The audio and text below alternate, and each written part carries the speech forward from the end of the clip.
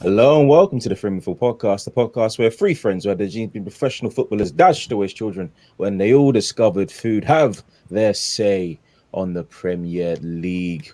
Welcome back, people, ladies, gentlemen, boys and girls. Thank you for joining us. Thank you guys for being with us. Sav is here for the first time. Welcome. How are you feeling? Yeah, I'm good, thank you. Glad I'm indoors now.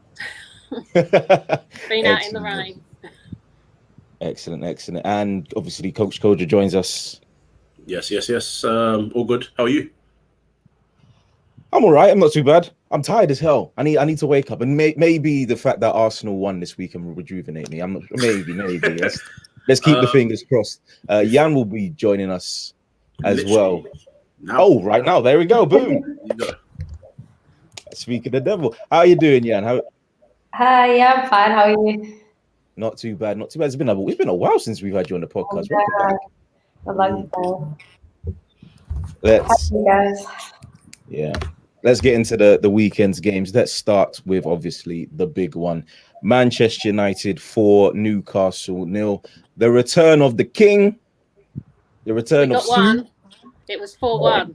It was 4-1. Give them their goal. Give us our goal. We don't score many. Did I say, what did I say? 4-0? Yeah. 4-0. Did I? Oh shoot, sorry. 4-1. I do apologize. It was a really good goal. I celebrated like crazy. Manquillo got that goal.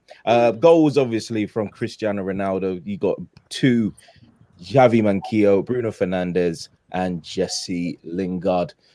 Coach, because it is who it is, I'll just start. You can go off, my friend. Just go. So basically, any United fan that was screaming, "I don't want this guy because I want a DM," I was sitting there thinking, "You guys have lost your damn minds." When Ronaldo's available, you don't sit there and say, "I don't know." When Ronaldo's available, you go for him, and this is why. As soon as he started the game, you knew it was inevitable. You knew it was going to score. You knew what was going to happen. Because that's kind of all he has about him right now. He has the energy about him. He scored today as well. He's a great player, man. He's a great player to watch. In terms of the result, not gonna lie to you, I wasn't sure going into the day because me and my faith in United is very up and down, and I know that Newcastle are a side that I call them very, very dodgy because they're never in a run of form, so they can get their win out of nowhere. You will never see it coming. And earlier in the game, they were starting to cause a bit of trouble, especially Almiron, who kept just running past players for fun. So I was thinking, this could be one of them long days. This is going to spoil the party. When I was going to look like a waste man and everyone's going to be upset. But we managed to pull through, scored 4 good goals. I say 4 good goals. Woodman had a nightmare for 2 of them. But overall, we got 4 goals. We got the win. And it's a great way to start with Ronaldo coming back. And yeah, long may it continue because if we're gonna, I'm saying the pressure's on right now with the talent in that team, you need to challenge. If we're gonna challenge, we're gonna need people like Ronaldo to keep firing those goals. So it's a good start, man. Yeah, I'm gonna go to you for a Ronaldo specific question. Yeah. You upset that you didn't get him? Do you know what? Like when we were linked to Ronaldo, my take was very much it's never gonna happen. He's just not, even though he's what we needed, because we needed a goal scorer, like. And he is that. He's a brilliant goal scorer. So that's what we needed. He would have been able to, obviously he's 36, he would have been able to kind of just chill in the box and wait for a cross to come in and just put it away, which we know he can do. So, yeah, obviously on paper it looked right, but I just didn't see City buying him. I think if we were going to go for anyone that's a bit older, we would have gone for Messi. He's just got a lot of links to the people in our board, Pep, and the board are all Spanish. They're ex-Barcelona, so it would have made sense to get him.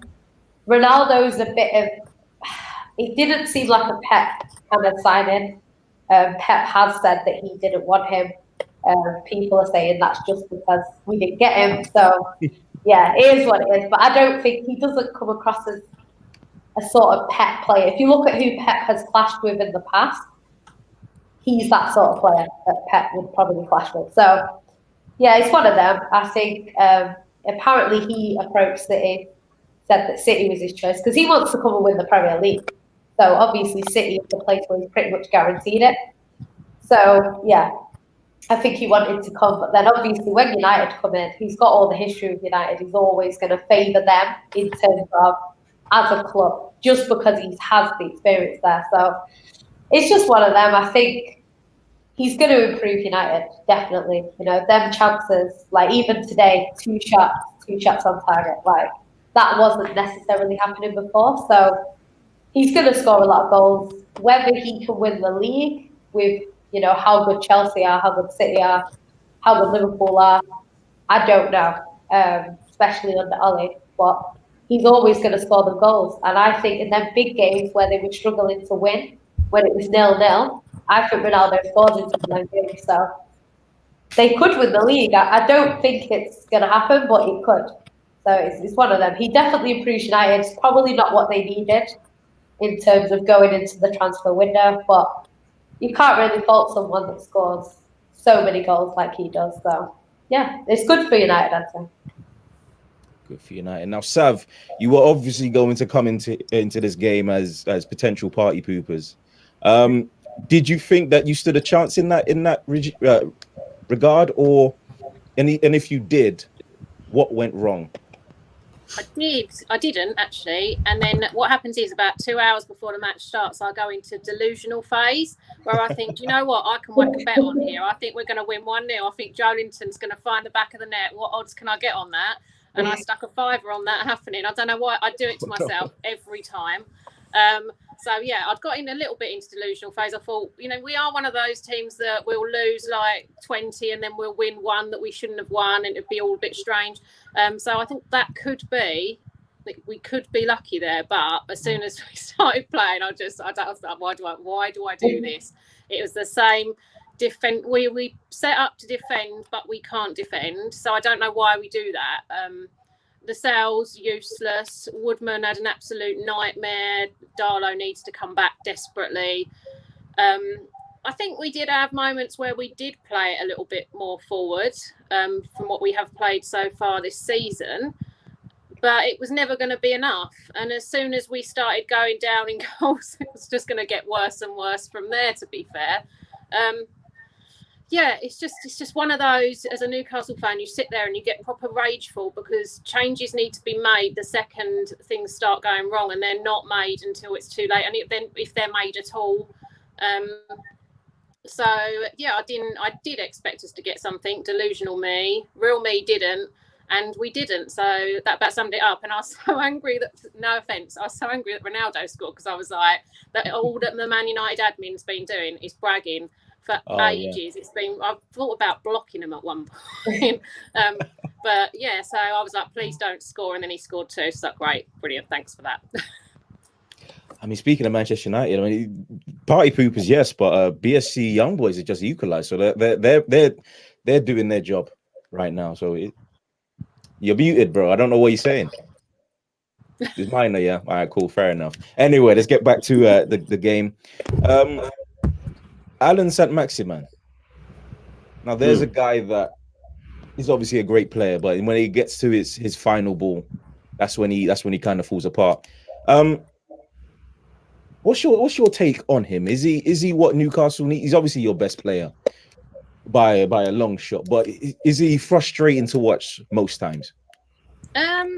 See, I know a lot of people. I found that in patches last season, it was like he was made of glass. He was getting several injuries, or if he was not playing, you know, as he probably perceived he should be. If he was having a bad game, he'd start limping, and then the next thing he'd be taken off. That aspect from him is really frustrating. There's been a couple of occasions where he's disappeared completely, like when he had COVID, but then he was back over in France, which was restricted at the time. And then he's on social media an awful lot, and he interacts with the fans an awful lot, but he has had a couple of periods where there's been a lot of rumours flying about and he's completely disappeared off the face of the planet, and the club don't tell you anything. You don't really know what's going on. You hear that he's having arguments with Steve Bruce, but on his day he's an amazing player, and as I say, he does interact with the fans. He does get what the fan base is about. And for that, I can't really fault him, but I just wish that, you know, if he was having, the thing is when he has to defend, he cannot defend at all. That's when he tends to put on these little limps and he's gone off. But yeah, I mean, I love him, but he is frustrating when he's having one of those games or when he's disappeared. That impression that when he keeps going back to France just slightly worries me, from the aspect of, does he not perceive this to be, you know, is he not at home here? Hence why he's disappearing back to France so often. I know that in his past club, there was a lot of problems with his attitude, where he said that he wasn't very well. And then I think he, on his Insta stories or something, he was out clubbing that night. So I know they had a lot of problems with him at his past club, but I haven't noticed any of that here. And yeah, he's just quite well loved. I mean, we can't have a Newcastle fan on without talking about Mike Ashley or Steve Bruce. This transfer window, which had just passed, you had a good opportunity to improve the squad. Not many players were brought in. I think Joe Willock was taken off our books, which I'm sort of on the fence with. I kind of liked him. He done well for you guys last season. Was the transfer business enough to get you to where you guys want to be? No, it was nowhere near enough. We've literally just taken in Joe Willock. And we haven't added anything else. We had him last season anyway. We haven't added anything new to our squad. We've had players come off the books, you know, Andy Carroll, you know, Lejeune, Atsu, they've all gone. So we had space to get, you know, that was off the wage bill for us, and we had space to get other people in, even on loan. And like the final day of the transfer window was embarrassing, because we're getting linked to all these players on a loan. And then they'll come back and go, no, we haven't got the money to loan them, which is like, well, you've offloaded these players, so where's that money going? But it's the same old story every time. I mean, Steve Bruce tends to tell us what we want to hear in the transfer window, which is that, oh, I've got a few irons in the fire and I'm quietly working on, I'm quietly confident I'm going to get 2 or 3 in. You already know that's going to mean 1. So it's just, I wasn't shocked by it, but I'm a little bit, since the season started, I won't be surprised if we go down this season, because we haven't added anything, and it did need to be added to. I love the fact that we got Joe Willock. I thought that was brilliant, and I did promise not to be so nasty about Steve Bruce if we did, but I did expect us to get, you know, at least 1 or 2 more players, even if it was just loans, that would add to us even more, because everyone else is developing their squads and we're just stood still, not doing anything. And from that aspect, I wish that Steve Bruce wouldn't give us all the BS saying that he's going to get people in. I just wish he'd just give it to us straight and say, look, we have not got the money. I've got you Joe Willock, so you can all shut up moaning now. And, you know, that's how it is. I'd just rather have it that way than be sitting there on transfer deadline day watching the TV thinking, oh, we're going to get someone in. And then we just don't. I mean, it's all about progression, I believe, at Newcastle. I believe it's clear that Steve Bruce isn't the manager that you guys want in terms of style of play. In terms of the history of your club is pretty massive, especially during the 90s as well. And there's a traditional attacking brand of football that gets played at Newcastle, which everybody wants to see. Is it the case that Steve Bruce is just there, 1, to try and get you to survive relegation, and 2, because he can take the hits from the press, he can take the hits from the fans, just to block away those from Mike Ashley's direction? The thing is, I'm not even sure he can take those hits, because last season he looked really ill at some points, and when you see him being interviewed, he's very aggressive and he looks very on edge the entire time. I saw one of him at the weekend where he was sort of snapping and saying it was the media that were turning the fans against him, and it's not the media. It is the fact that I don't know who advises him on what to say in his press conferences, but he says the same thing. He'll big up our opposition. He'll say, oh, they're wonderful, they'll be really hard to beat, and, you know, we might be lucky and hopefully we can put in a performance. We don't want to hear that. We want someone who talks about us in a positive light, like we could do something, rather than someone who seems to be really negative. And like during COVID, he took little bites at the fans, which made everyone sort of really angry at him. I don't know. I don't think he's going to move. I don't think he'll leave, and I don't think he'll be sacked. I mean, I don't know what would happen if we carried on our run of performances that we're currently giving out, but last season we went through, I can't remember how many games it was without a win. It was loads. And he wasn't sacked in the middle of that, so I just can't see it happening. I mean, Mike Ashley says he wants to sell. Does he though? Because he's been saying that for years. Is that a smokescreen so he doesn't have to put any money into the club? And we'll all accept it because he's trying to sell. As far as I'm concerned, the takeover bid from last year is dead, even though some reckon it's not. I think when the Saudis pulled out and they announced that they'd pulled out, that was it. It was gone. But yeah, we're just stuck where we are. And like you say, in the 90s, that was when I started supporting Newcastle, and we played some actually real exciting football, and it was great to see. And we had managers, Sir Bobby Robson, even Rafa Benitez, that actually talk about the club like they want to be there and they want us to succeed and they want us to do better, which you don't get from Steve Bruce when you listen to him. You just get this constant negative drivel when you get angry whenever he's on the screen. I don't mean to, because I know he's an old man and I shouldn't. His son blocked me on Twitter and everything. I wasn't even being rude. I don't know what was the straw that broke the camel's back with that one, because I hadn't been like, I've never name called him or anything. But so it's just very, from the fans' point of view, he's a very frustrating manager. And also, like when we lost to Man United, it was just like, that's his team anyway. He's always quite open about it.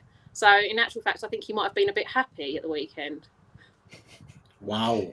He was one of the guys in the boxes celebrating that Ronaldo scored, wasn't he? Yeah, he probably was there. Exactly. Let's get down to it though. Manchester United coach, you gotta win the league now, man. Just talk about Ronaldo there. He's when he plays, he's surrounded by it looks like there's an aura around him when he plays, and he's just amazing to see and it's great to see that one of the great players of our time is back in the Premier League right now. You know my rule, bro. 3 years, 3 summers. That's your team challenge. Do it. I've said that. I've been consistent about it. You can't have all that talent and have people still saying, I think top 4 is okay. I don't expect to challenge. You better challenge, boy, and he has to be strong. I will forgive him if he doesn't win it, but like you're like 2-3 points off. That's forgivable. Even 5 points, I can allow that. But if we're talking about the same kind of gaps we've had for the last number of years, where essentially we're not in the title challenge, and even worse, I don't want to hear or see us be top in January and then within 2 weeks be slapped back down to earth again. I don't want to see all that kind of rubbish. You need to compete. You don't sign Ronaldo, Sancho, Varane in one window, spend God knows how much on other players you brought in, including your Maguires, your Wan-Bissakas, and so on. Build your team and still have the same excuses or same sort of expectations 2 or 3 years ago. This is your team. Compete now. No more excuses. Don't want to hear it. So, yeah, that's what I'm saying. The simple as that. If we don't challenge, time's up. That's it. That's as simple as it gets, bro.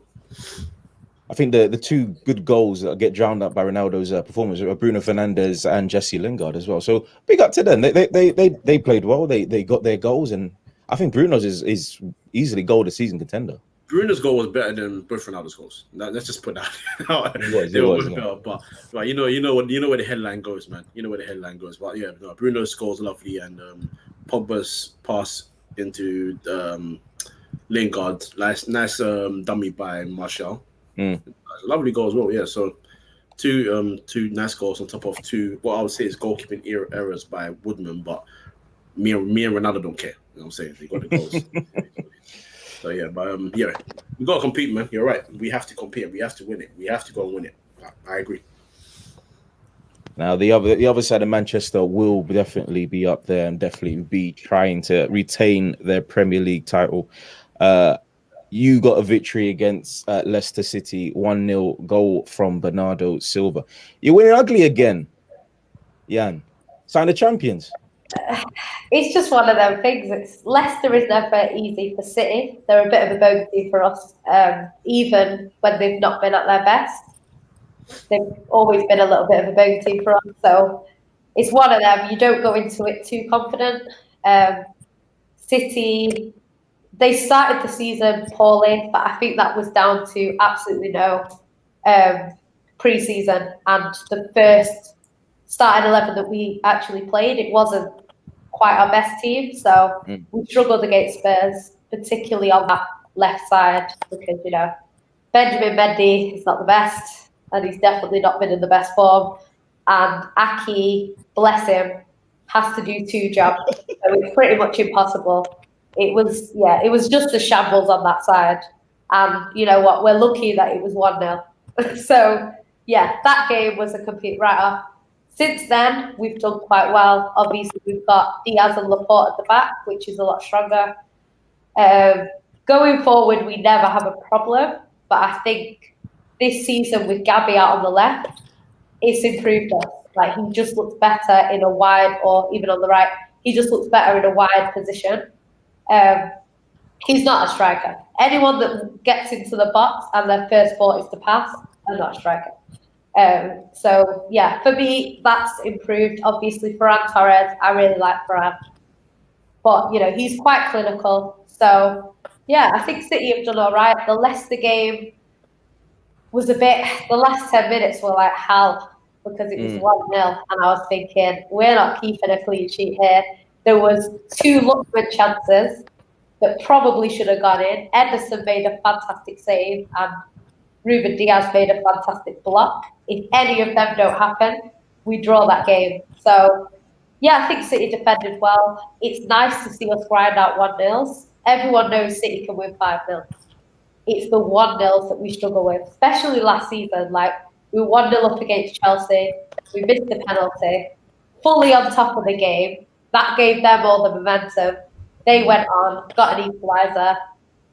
City just thought, we'll take the point. And in the 92nd minute, we went on and won it. And it's just like things like that. It's just the complacency kicks in, and I like to see the City that just don't give up. So it's nice. I think retaining the Prem is obviously harder than winning it the first time. So I do expect City to struggle this season to win it. I don't think it will be plain sailing. Chelsea obviously have improved massively. They've basically plugged their holes in their squad. So I expect Chelsea to probably win the league. Man United, again, they've improved their squad. I think Varane was essential for them because defensively Lindelof is a little bit inconsistent. Obviously, Sancho is what they've needed for a long time. The DM, I agree with Kojo in what he's saying. The manager has decided against getting a DM, so it's not an excuse now. If he doesn't win the league, that's his fault because he could have got a DM, but he decided to buy Ronaldo, which, don't get me wrong, I would have bought Ronaldo myself if I was him. But you have to sort out what you need first. Talking about City, we did fail to do what we were supposed to do. We needed a striker. We didn't buy a striker. City fans were saying we need a left back. Pep didn't think we needed a left back. Now our left back's in jail. So it says it all. So now we've got Zinchenko, who I like Zinchenko, but he's not a natural left back. And we've got Cancelo that luckily is so good he can play both sides. But yeah, it's a bit of a shambles, to be honest, from City. Luckily we have a squad that is good enough that it's probably not going to affect us that much. But we needed a striker and we didn't get a striker. The way you dropped that, and that completely threw me. I mean, that was funny as hell. I mean, Bernardo Silva got your goal, and it speaks to the depth that you have up front. But is the constant chopping and changing going to be more disruptive? I mean, Jack Grealish, I imagine, gets started every game because of the price tag. But that means Sterling might miss a game. That means Ferran Torres might miss a game. That means Bernardo Silva, who scored, or Riyad Mahrez might miss a game. So is that going to be a problem in the long term? I think Pep has been very good at keeping our team happy. If you notice, City don't really buy superstars. That's why when I saw Cristiano Ronaldo, he didn't appear like a Man City player to me. Like Jack Grealish is a Premier League superstar, but he's not a world superstar or anything like that. So we don't tend to buy them players that, have to start every single game or feel like they should be starting every game. Because if you buy Cristiano Ronaldo, you can't put him on the bench. It's just not going to happen. So I think he does well. Obviously, we've seen over the years. There's always going to be unhappy players. Bernardo Silva wasn't too happy last season. He did want to leave. That wasn't anything to do with City. That was to do with him. I think he didn't like Manchester in terms of the weather, not the City. He also had issues with the way he was dealt with over the racism thing. Me personally, I think it serves him right. I think you don't double down on it. Just apologise. If you upset one person, apologise, and you're done with it. He didn't even need to be genuine. He just needed to apologise. He didn't do that. What happened to him happened to him, and I personally have no sympathy. But it is what it is. In terms of Bernardo Silva as a player, he plays really well, especially when De Bruyne is injured. He really does step up for us. We saw that against Leicester. He just ran, didn't stop running, and was brilliant. So, yeah, I have to give him his props for what he does on the pitch. At City, he doesn't get the space he gets at Portugal. And I think that's why we see a better Bernardo Silva at Portugal and before at Monaco. So, yeah, I think just because of our squad and how big it is, he has to kind of move around. In terms of swapping and changing the team, Pep actually started the same starting 11 for 3 matches in a row, which he hasn't done for years. So that was interesting. It's nice to see that he kind of kept his faith in the players after beating Norwich and Arsenal. So it's nice to see. I think the players all know if they play well, they will start. If they don't, they won't. So it's kind of, he manages to keep them happy, or most of them happy. But like I say all the time on streams, like, as rubbish as you think your worst player is, in their head, they should be starting every game because they are that good.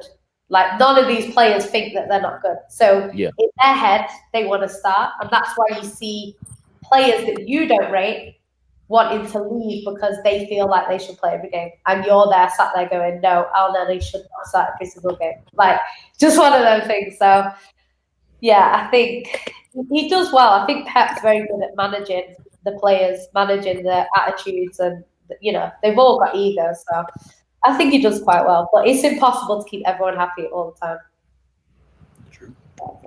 Seb, let's go to Leicester and speak on them.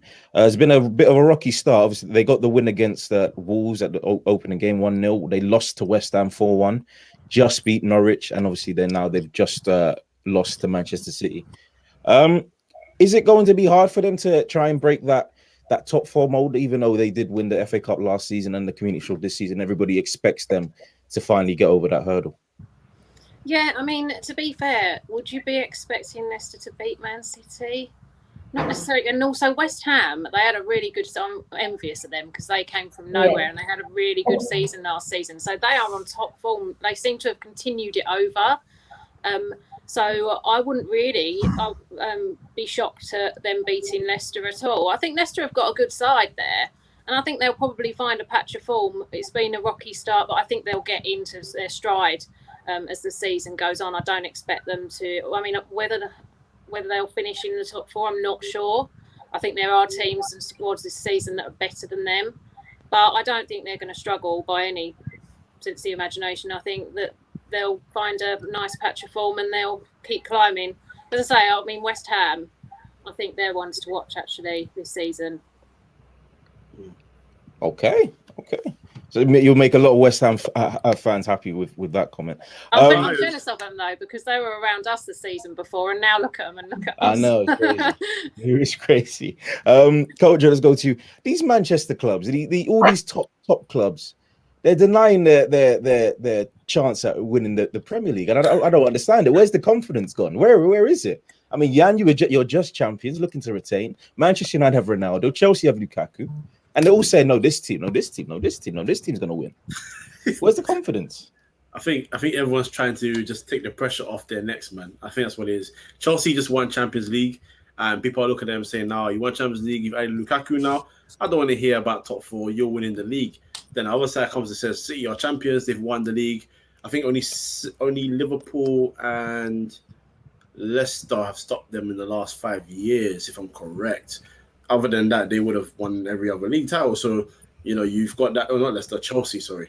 Leicester and Chelsea, actually, yeah. So if you're talking about the last decade, they've won the most titles. They've got Pep Guardiola, who's seen as the best manager in the league. You know, they've got caliber of talent. They've also spent money. You expect them to challenge as well. Champions League finalists. And then you got United, have been up and down since Alex Ferguson left, but they still got the pedigree, and now they've signed so many quality players, they can't now hide behind top 4 challenge anymore. You can talk about the manager, but regardless, I mean, Blackburn won the league years ago, so no one's expecting Carlo Ranieri to win it with Leicester, and they had a worse side than this United side by far. So, you know, everyone's just trying to alleviate the pressure off themselves. But me, I do predict Chelsea to win it, but I'm not gonna say United should not win it either. You gotta come with your chest. I'm sorry, it's just as simple as it gets. You gotta come with your chest. You gotta come with him. But yeah, I'm not gonna give an excuse to Man United this year. If they don't win it, questions will be asked as to why they didn't.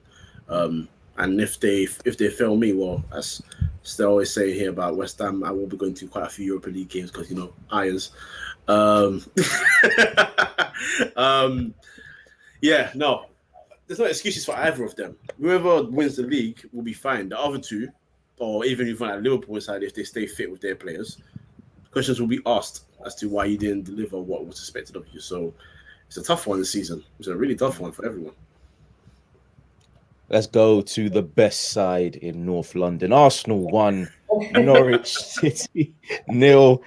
Goal from Pierre-Emerick Aubameyang. Now, boy, oh boy, I don't know who to start. I've got to start with you, Jan. 30 shots on not on goal, definitely not on goal. 30 shots in total. Like was 7 on target.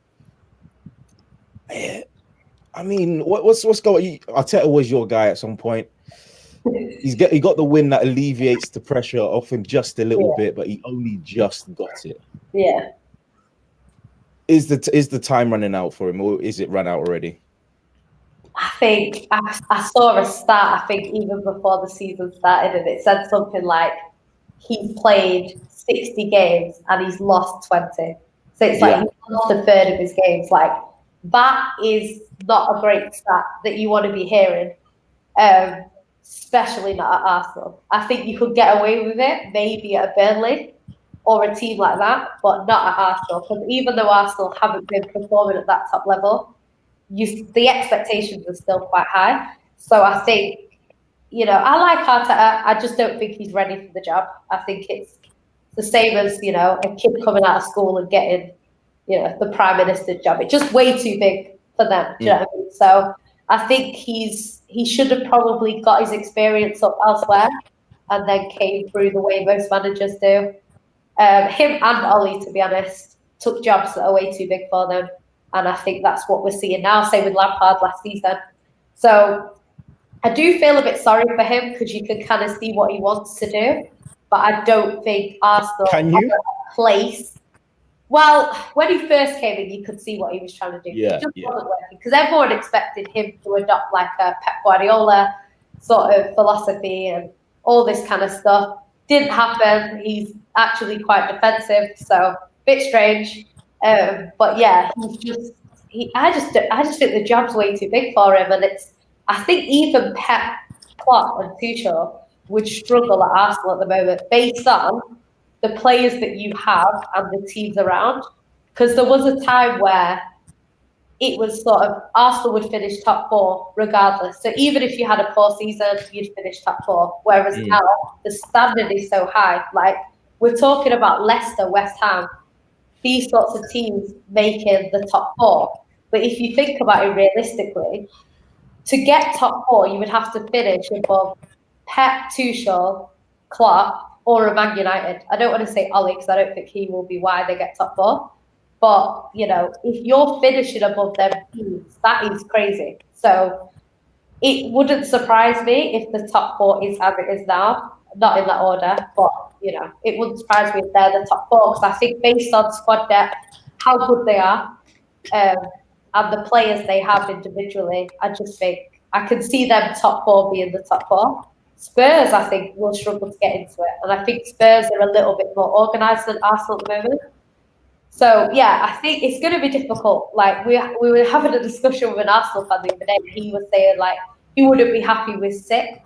But we were actually saying, based on the teams in the league, you're not going to be angry to finish behind Chelsea, United, City, and Liverpool. And Spurs at the moment, even though you're obviously not going to want to finish behind Spurs, and I don't like Spurs, so I'd rather it was Arsenal. But it's one of those things where if you finish sixth, that's actually a really good season based on who's around, because I don't expect Arsenal to finish above any of them teams. So you just got to think of it in context as well. But I think with Arteta, I think he'll get sacked. I think there's no way they can kind of keep him, because I just think I think what saved him was winning that FA Cup, because he actually won a trophy. Which, like there's teams that haven't won a trophy in 4 years. Like these things happen. I wonder who they are. I don't know, some little team there, City.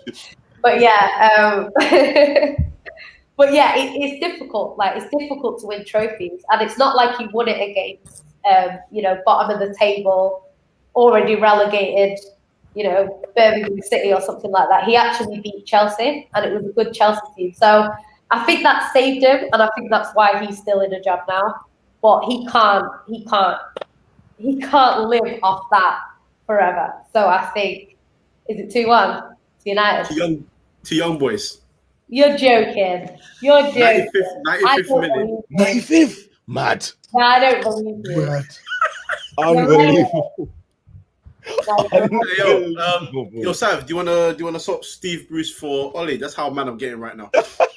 Yeah, actually. Yeah, I'll do that. You can put up with him. And, he'd be well happy, because he'd be his side. He loves it. Yeah, I agree. I'm about to lose my head. He'd have a much easier time at Man United right now, to be honest. Bloody up 2-1. Anyway, let's continue with the podcast. I have to say that is the worst way to lose. Like if you get beat 2-0 or something like that, it's losing in the dying seconds. That is crazy. Crazy. I hate United, but that is harsh. Nah, that's funny. That's funny. How do they have that team and are losing to young boys? Hilarious. It's Istanbul Part 2. Istanbul Part 2.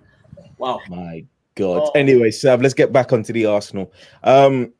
Edu and Arteta were asking for Arsenal fans to be patient, wait till we get the full team back, and to look from the look of it, Ramsdale in goal, Ben White, Gabriel Tierney, Tomiyasu, Lokonga, Maitland-Niles was there, Saka, Odegaard, Pepe, Aubameyang. That looks like a first team to me. Can Arsenal go on and just keep getting victories and sneak up the table and maybe to a top 4 spot? No, I'm not sure on a top 4. I don't want to be mean. I don't think you're going to get up there. I think you've got to become a very sort of mid-table team at the moment. That being said, I like Arteta. I'd have him at Newcastle because he'd probably still get relegated, but he's quite dark and handsome and lovely. So I'd swap him for Steve Bruce. He looks a little bit like a serial killer, so he's my ideal type. So I'd swap him any day, because at least we go down, but we go down with a better looking man. That's really good. I don't mean that. Steve Bruce just isn't in my age range. But no, I'm not sure. I'm not convinced. You 1-0 to Norwich at the weekend, but then we beat Norwich 3-0 in pre-season. So, are they? Norwich are about they yo-yo, don't they, between the Championship and the Premier League? Was anyone expecting them to come up and do wonders? Not really. That saying, we couldn't beat them last time they was in the Premier League either. So, but yeah, I just think I do think Arteta will eventually go. And then the whole squad needs an overhaul. You spent so much in the transfer window. It's crazy that you're struggling this much. So something needs to change for it to progress. But I don't think whilst Arteta's there, that's going to happen. I think it will just get into a really sort of toxic situation, then he'll go. But when that will happen, I'm not sure. Let's go to the other side of North London as Crystal Palace beat them 3-0. Patrick Vieira does not lose to Spurs. As an Arsenal player, as I learned yesterday, he lost when he's part of your lot. He lost to Spurs, so I blame you for that, Yannicka. Goals from Wilfred Zaha, Odsonne, Edouard as well got a brace. Coach, will go to you. Yes, they went down to 10 men. Japhet Tanganga lost his head. In the end, he was rightly sent off. But Ben Davies, I thought they could withstand pressure. But Ben Davies, man, Just absolutely lost his head, and that gave away a stupid penalty. Yeah, I mean, firstly, stupid handball. You're correct, absolutely correct. Needless to put your hand out like that in that situation. But can I just say, without the 10 men, I mean, even with 11 men, I should say, Spurs were getting trashed all over. Palace were better than them from start to finish. That's one of the most deserved wins you'll see all season. That's as simple as it gets. They got exactly what they deserve. Both sides did. Wilfred Zaha took the mick out of Emerson Royale on his debut, so he had fun. Then went to the left side of Tottenham and took the mick out of Ben Davies. So there was no case of he couldn't handle this side, so he went to the other side. He was having fun all over the game. And yes, he got the penalty, but they're still lacking that killer instinct. And Benteke is not killer instinct. This isn't Aston Villa days. That guy's long gone. He isn't the same player. Edouard just loves goals. And I've always said that you can talk about league quality. You talk about he's only done it in this league though, or whatever. Quality is quality. When you know where the back of the net is, you will find it. That's as simple as it gets. That's why some of the best players we've had in Premier League history have come from places where people today would mock their leagues, or if Palace went for Papi Cisse when he came to Newcastle, now you hear things about I don't know if he can do it and all that. Quality is quality. If you know how to find the back of the net, as long as you're in the right place at the right time, you'll do what you need to do. And he did that twice in the game. We'll say it was absolutely horrific defending from Spurs, but that doesn't mean a damn thing to Vieira and Crystal Palace. They got exactly what they deserve. And this is the thing for me about Palace, and people were writing off Vieira and Palace very early because they weren't sure about what Vieira could bring to the team. They actually had lost a lot of players, but it's all about having a manager that knows how to use the quality in his team, and buys smart. And he buys very, very smart. Gallagher on loan is a smart signing. Edouard is a smart signing. The two centre-backs, Anderson and the guy from Chelsea, the young kid, smart signings. So you can see he's trying to build something. Guy, yeah. Trying to build something for the future, but also a team that can still compete. So you got your experience heads like your Zaha, who knows all about Palace. So, honestly, fantastic from them. And that's for Spurs. See, the thing is, straight away, Spurs fans ran to Nuno and he's a this manager, he's a that manager. That's why I didn't want him the football. And I'm like, I'm gonna keep banging this same drum till I feel like this guy's game. How many managers have to come through your club before you realize your players are the ones that will forever let you down? Because they're screaming at Dele Alli for years, but as soon as Dele Alli drops a 0 out of 10, it's Nuno's fault. When Ben Davies, who has been stinking from the day he joined the club, drops another 0 out of 10 and puts his hand out as if he's trying to hit a volleyball instead of actually play football, whose fault is it? It's Nuno's fault. This is the kind of stuff that keeps happening. They're screaming for Ndombele back. Apparently, because he's got blonde hair, now he's Gohan. you can't make these things up.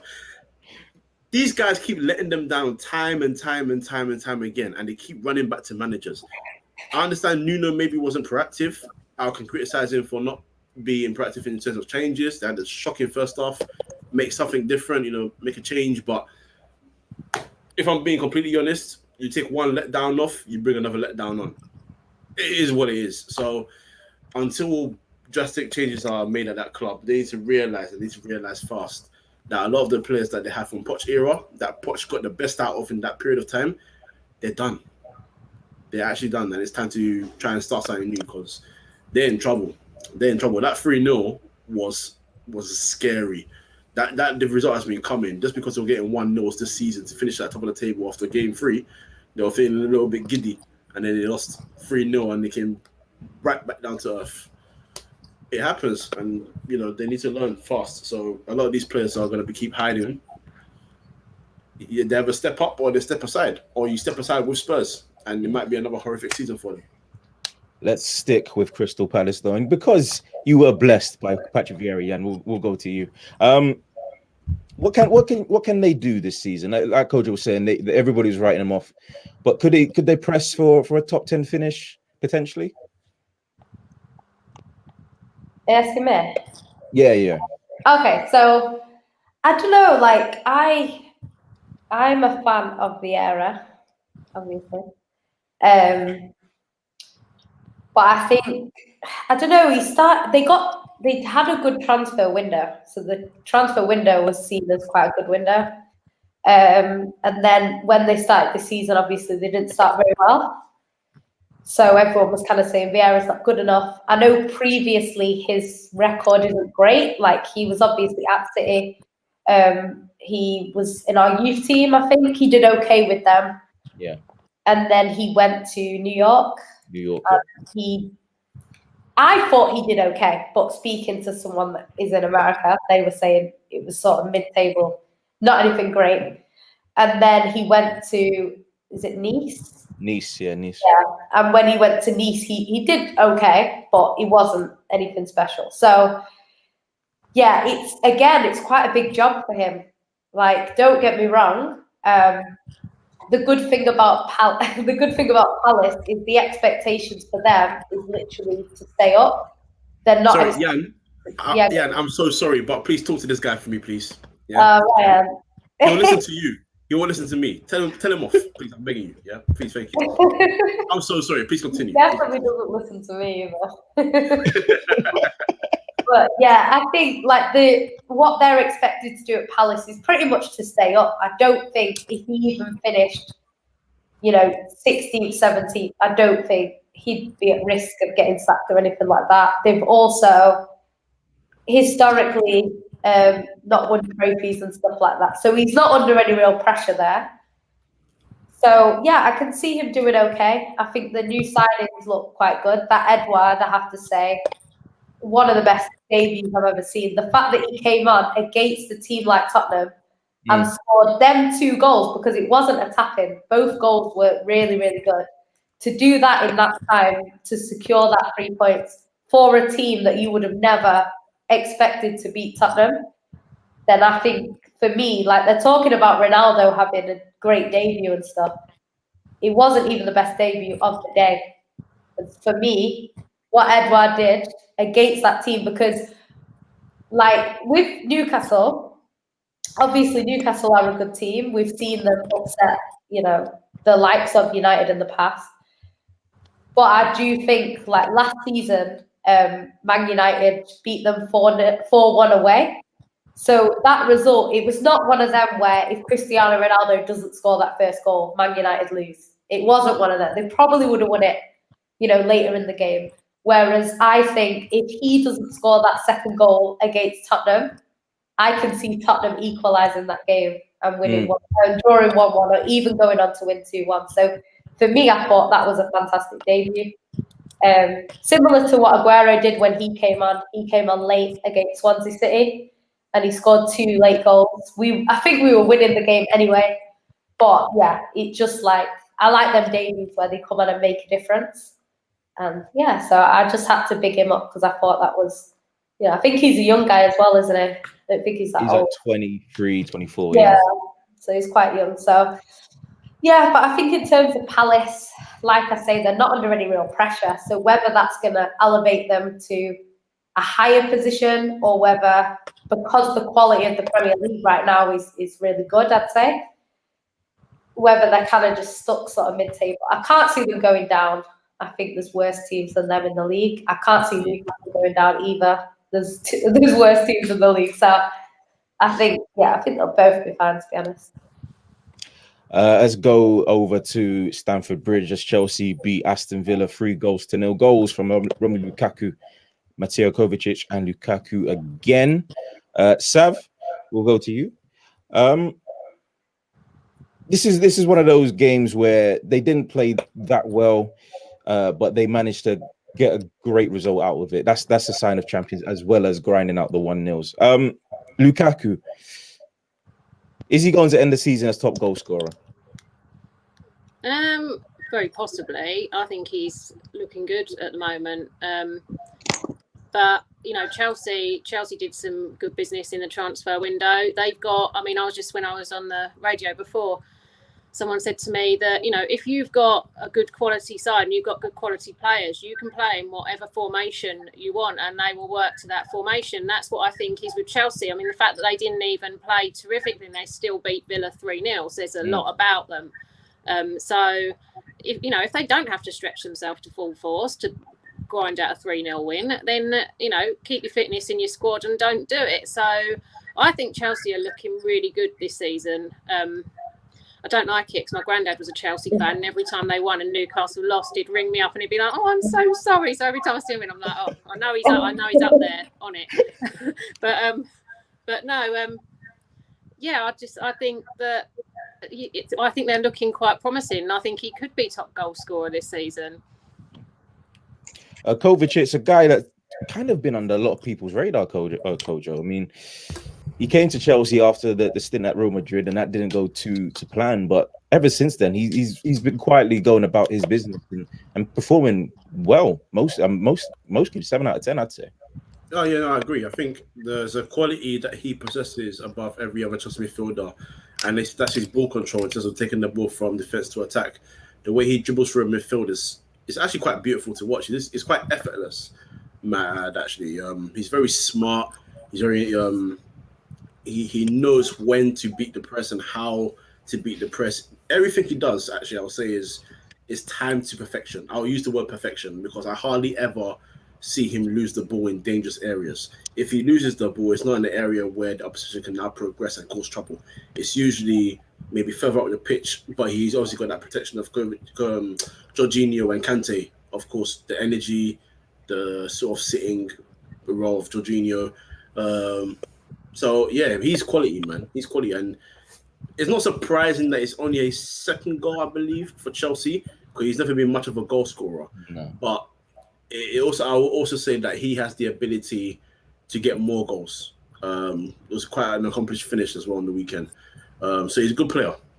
I'm a fan of his, actually. I am a big fan of his. I will say that. That's why I was annoyed they got Sal, because they've got another player that can also kind of take the ball and do what he wants to do with it. There's another bit of quality they've added. So,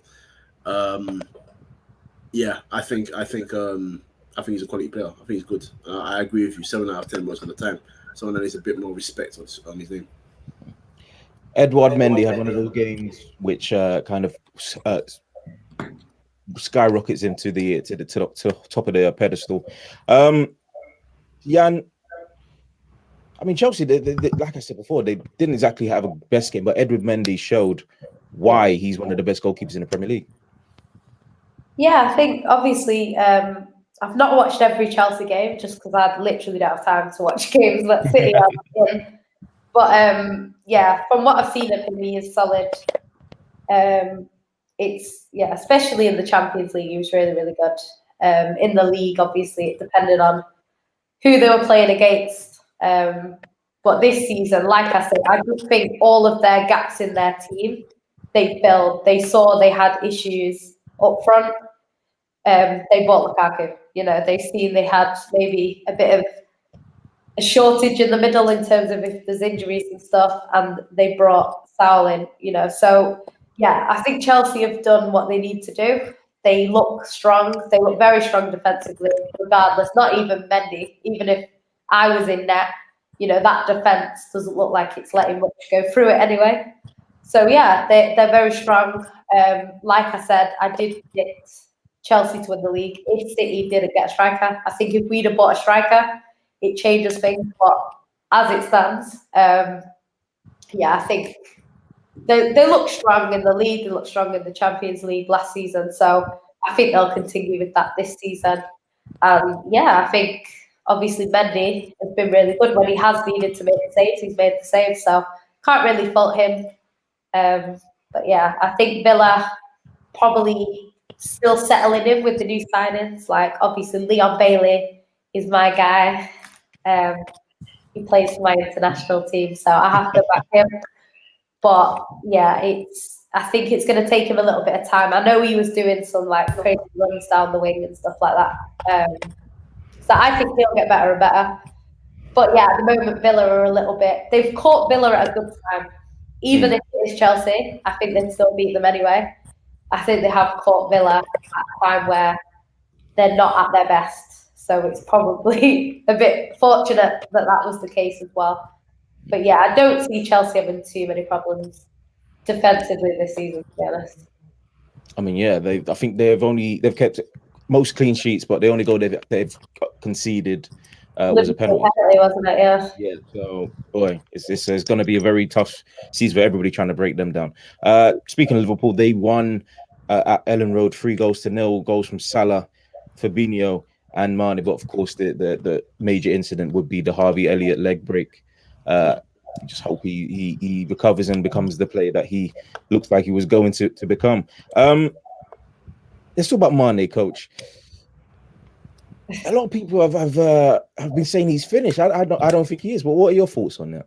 Can't lie to you, man. The performance was a bit. He had so many chances to tuck it away. Really and truly, he could have 4 goals in the night.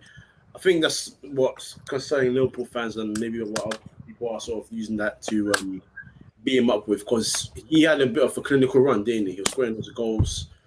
He was very productive for Liverpool, but some of the chances he had in this game, you got to be sticking them away. And then you look at the goal itself, a nice turn with one touch and then immediately banging into that bottom corner. You're like, so what's happening for the rest of the game? He had one where he hit it over the bar with virtually an open net. I don't know. I won't say he's finished, but he's going towards that decline now. It's starting to happen slowly. And that's okay. Sometimes you be a player that has a period of time where you dominate, you run things for a bit, and then eventually every player goes through it. Well, I say every player, unless you're like a Maldini or something, but that's like a footballing god, you know. Unless you're someone like that, you'll lose your powers, you know, and it's natural. So I think on this podcast, maybe 2 or 3 weeks ago, one of our guests said that it's maybe time to phase him out, maybe just ease him out a little bit and start to maybe let Jota take the role or something, and then eventually Firmino, because apparently 95% of Liverpool have no faith in Firmino. So, you know, that's another thing. But yeah, it was a worrying performance. As a neutral watching the game, because I do like Mane, I don't like his club, but I like him. It wasn't quite a worrying performance. He is a good player, but that was scary. And if it continues to go down that path, eventually someone will take over and run the thing. So yeah, he needs to be a bit more clinical for now. Sav, how do you rate Liverpool's chances at winning the league title this year? They didn't exactly have the best transfer window. I think they only bought in Konate as well. They were linked to everybody, but nobody went to Anfield.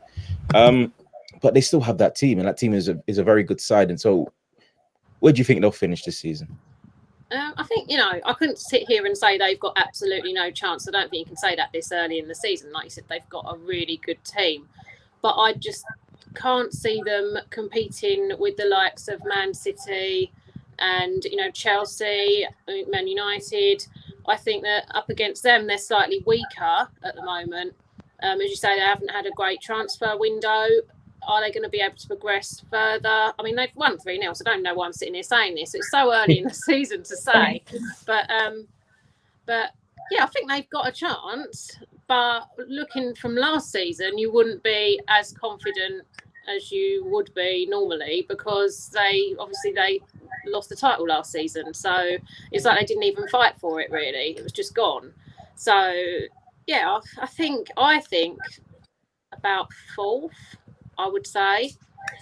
Maybe. That's where I can see them finishing this season anyway. All right, before we wrap it up, I'm gonna get one words from each, you, coach, and Jan. And it has to be yes. Are you guys winning the league? We need the confidence. We need the vim. That's what we need. That, man. Come on now. Are we capable? Yes, of course. That's not the question I asked. You know what? Like, I just think this season is one of them seasons where I don't know who's going to win the league. It's not a case of I'm saying that to take pressure off City. Can Pep win the Premier League without a striker? I think he can. Do you know what I mean? But can Liverpool win it? Yes. Can Chelsea win it? Yes. United, I think with their squad, they could win it. It's not, can't rule it out. I know Ollie is Ollie, but I think it's possible. It's unlikely, but it's possible. So I think it's one of them. But I think City, for me, we've been the best team in the league, like, over the past however many years. So if we don't win the league, that's a poor season for City. You know what I mean? Whereas other teams, if they finish second, that's a really good season. It's never a good season for us if we finish second. So Yeah, but I think retaining it is very difficult. I think if we hadn't won it last year, then I'd be saying we would win it this year. Because we won it last year, I just think that losing that Champions League final, I can see City's heads being in that competition, which will probably be a bad idea because I don't see us getting to back-to-back finals. So I actually think we'll go out the Champions League earlier than we did last season. And I think by then the league might have already gone. City could decline a bit this season just based on our priorities being a little bit different. So we'll have to see. Fair enough. We thank you guys for joining us. We will wrap it up there. But of course, we'll get where they can find you people. So we'll start with you, Yannicka. Where can they find you? Yeah, you can find me on Twitter at @ItchyAnCity. I have a YouTube channel, but I don't use it. @ItchyAnCity. But you'll mainly find me on Sarcasm City podcast. So follow Sarcasm City. You'll find me. I'm Ryan, who's in the comments. Yeah. Indeed. Sav, where can they find you? Yeah, you can find me on Twitter @SavMondo. I've got a YouTube channel which I'm trying to upload to regularly, but owing to the fact that I'm a bit lazy, it's not happening quite as much as what I'd hoped to. It's just SavMondo. You'll find me on YouTube, and yeah, that's it. Coach, where can they find us? You can certainly find me not celebrating Man United right now. And no, we're not winning the league because young boys. Anyway, you can find us on Twitter, 3inMidfield. All the places, 3inMidfield, TikTok and Instagram, 3inMidfield, YouTube, 3inMidfield podcast. Yeah, close it, bro, because I'm mad right now. You're mad. I can tell you're mad. It's hilarious. You lost to a team from Switzerland, but they're called young boys. That's disgraceful. It's actually disgraceful. But anyway, thank you for joining us. This has been another episode of the 3inMidfield podcast. Good night.